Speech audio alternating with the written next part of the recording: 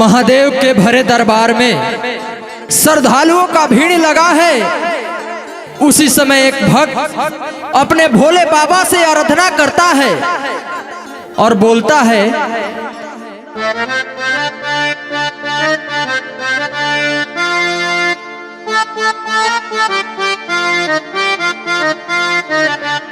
जैसे तुहके चाहेली पार्वती, कौनो पगली के हमरो फेर दनमती। जैसे तुहके ए बाबा तुहके चाहेली पार्वती, कौनो पगली के हमरो फेर दनमती। जैसे तुहके ए बाबा तुहके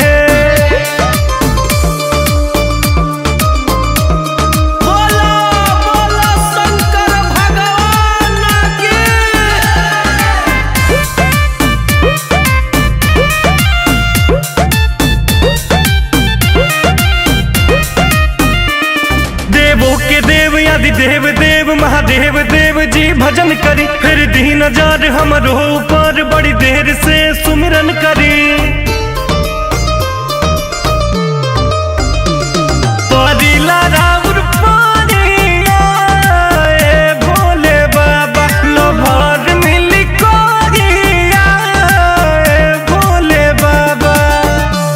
पूजा करी कि पूजा करी दिखाई अगरबत्ती, दोनों हाथ उठेगा और बोला है, कौनो पगली के हमरो फेर दनमती। जैसे तुहके ए बाबा तुहके चाहेली पार्वती, कौनो पगली के हमरो फेर दनमती। जैसे तुहके ए बाबा तुहके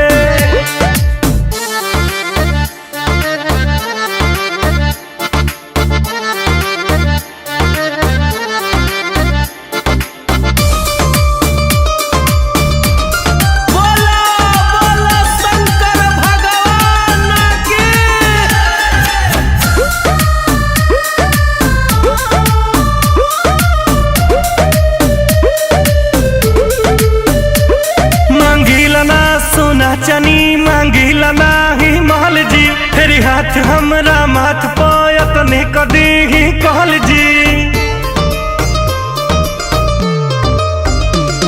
की ताना सभे मारे ना रगीला कलेस में, कमी कौन बाटे जी सूरज रितेश में।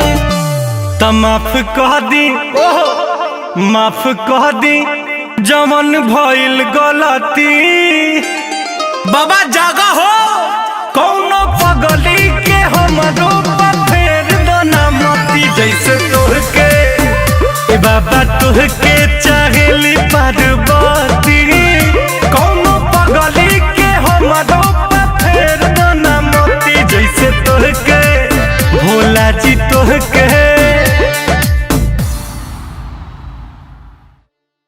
जैसे